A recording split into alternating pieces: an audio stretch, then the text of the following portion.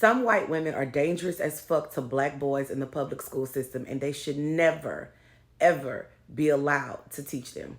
Disclaimer, this video is going to be about race in the public school system. This video is going to be about black and white in the public school system. If you don't want to hear it, scroll. If you don't believe that it exists in the public school system, scroll. White fragility is going to be the downfall, the detriment of a lot of black students in the public school system. So a lot of you know that special education is still my heart, right? And so a lot of parents reach out to me to review their paperwork. If they getting some evaluations done, I help them read and interpret the evaluations to the best of my ability anyway. And so it's low-key kind of become a hobby of mine. A lot of times parents are in evaluation meetings and they're kind of rushed and they don't understand the verbiage and they just kind of nod their head to say they agree. And so they'll come back to me and say, hey, can you please explain to me what this means? And so I love doing it. Yesterday, I had the pleasure, and I'm going to say pleasure because this was a very, very pleasant experience, of sitting down with an LSSP from a local area school district who did an amazing, thorough job evaluating and explaining to the parent. She was real from the jump, looking at the evaluations and the observations that she did of this black male student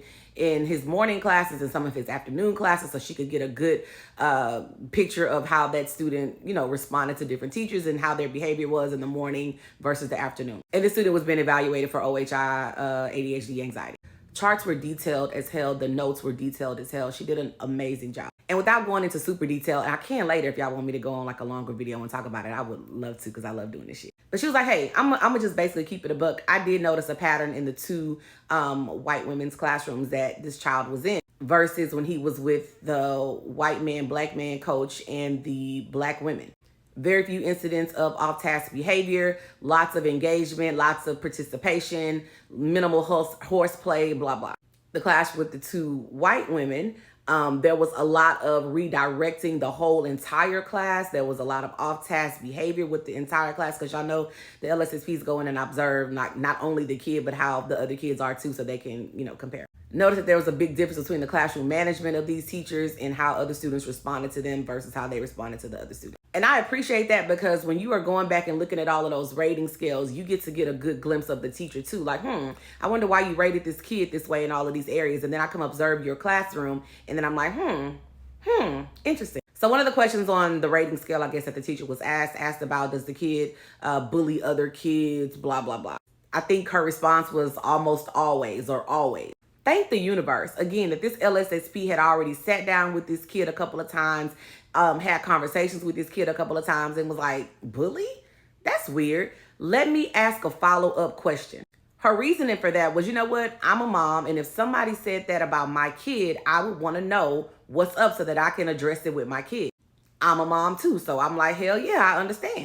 Also, thank the universe that this LSSP had the decency, the professionalism to put this teacher's follow-up response in this child's evaluation paperwork.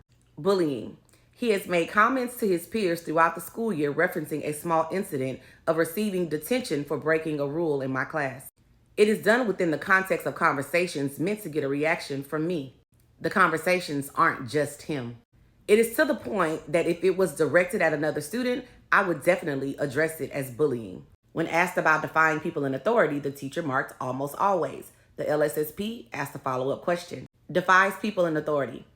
I think actually reflecting on this now, this is verbatim, by the way, I would change my response to this issue. He isn't oppositional defiant per se, but he has been dismissive of specific redirection concerning behavior in the past. What? More on defiance. He has broken multiple class rules throughout the school year. For example, eating and drinking in class, continuing to do so after being reminded of that rule, which earned him the above-mentioned detention. Y'all are dangerous. Your words have power. Y'all are dangerous. Now, some of you are going to be like, it's not a big deal, right? But this is part of a permanent record, right? This is something that could possibly one day help the student or come back to harm or hinder a student. You labeling a student as a bully, habitual bully, but then saying, you know what, after you were asked a follow-up question, I really wouldn't say that. He just talked about me one time to a classmate that I overheard because he was mad that I gave him a detention. How the fuck do you label that bullying? What if this LSSP did not ask a follow-up question and ask you to explain yourself? It would have been bully, the end, that's all, period, hard stop.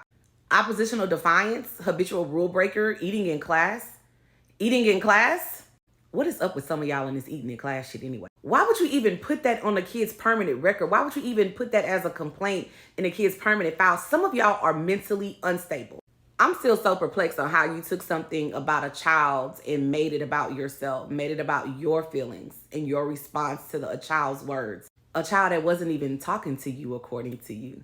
I would feel stupid as hell even writing that up, typing that up, letting those words come out of my mouth. I need for some of you to find new careers. And if your heart and your desire is teaching, I need you to get away from our children. Go try to ruin the lives of other children because it's enough. We've had enough. I could see if it was some real shit like hitting others in class, cursing me out, cursing other kids out, slamming doors, refusing to work, all the other horrible things I could think that could have gone in that evaluation. You chose to rate a student high and problematic in areas of bullying, oppositional defiance, rule breaking, for having a conversation with their peers about getting detention, for eating or drinking in class. Some of y'all just got to get away from our kids. Sorry, be mad.